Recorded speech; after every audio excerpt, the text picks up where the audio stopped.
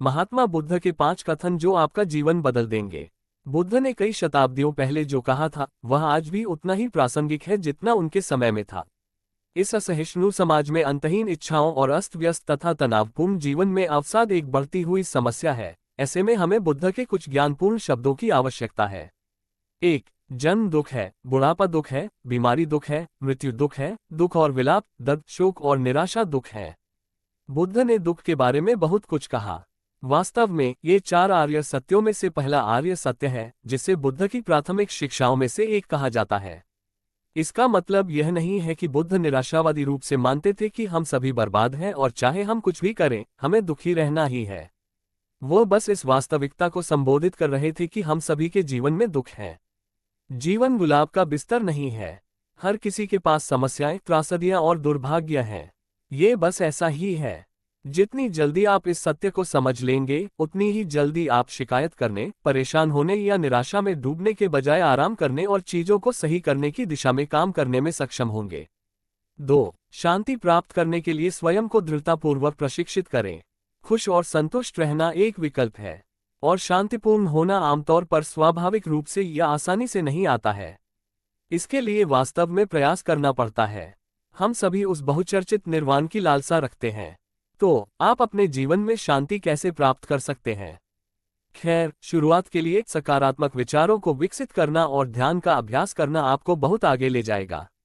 3. यदि आपके पास थोड़ा ही हो तो भी दीजिए। खुद को खुश रखने का एक तरीका दूसरों के लिए कुछ करना है। जब आप किसी की मदद करते हैं तो आपको जो एहसास होता है वह बेमिसाल होता है। ऐसे बहुत से लोग हैं जो परेशान हैं, चाहे आपके पास कितना भी कम क्यों न हो, उन्हें भोजन, पैसे या यहाँ तक कि अपने समय से मदद करें। 4. वे उन लोगों को दोषी ठहराते हैं जो चुप रहते हैं। वे उन लोगों को दोषी ठहराते हैं जो अधिक बोलते हैं। वे उन लोगों को दोषी ठहराते हैं जो संयम से बोलते हैं। दुनिया में ऐसा कोई नहीं है जिसे दोषी न ठहराया गया हो। आप हर किसी की उम्मीदों पर खरे नहीं उतर सकते और चाहे आप कुछ भी कहें या करें, हमेशा लोग शिकायत करते रहेंगे और आपको हतोत्साहित करने की कोशिश करेंगे। बुद्ध ने कहा था, यह एक प्राचीन प्रथा है, सिर्फ आज की नहीं। इसलिए अगर बुद्ध, जो कई शताब्दियों पहले रहते थे, ने इसे एक प्राचीन प्रथा कहा, तो हम निश्चित रूप से कह सकते हैं कि यह कोई नई बात नहीं है और यह अनादिकाल से चली आ रही है। इसलिए अपने गुस्से पर काबू रखें और उनकी बातों पर ध्यान न दें और खुद को उसमें उलझाएं नहीं। 5. यदि आपको अपनी गलतियां बताने के लिए कोई बुद्धिमान आलोचक मिल जाए, तो उसका अनुसरण उसी तरह करें जैसे आप किसी छिपे हुए खजाने तक पहुंचने वाले मार्गदर्शक का अनुसरण करते हैं। जबकि हमें बेकार की आलोचना और कट्टरता पर ध्यान नहीं देना चाहिए। अगर कोई वास्तव में आपको रचनात्मक आलोचना प्रदान कर रहा है, तो अपनी सावधानी हटाएं और उसकी बात सुनें।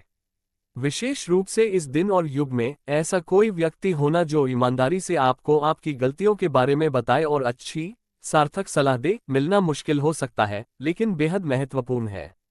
हम सभी को समय समय पर सलाह लेने और अपने दुखों और समस्याओं को साझा करने की आवश्यकता होती है। हम सभी को अपने जीवन में उस व्यक्ति की आवश्यकता है। अगर आपको अपना बुद्धिमान आलोचक मिल गया है तो उसे कभी न जाने दें। तुम्हें स्वयं प्रयास करना चाहिए। बुद्ध केवल रास्ता दिखाते हैं।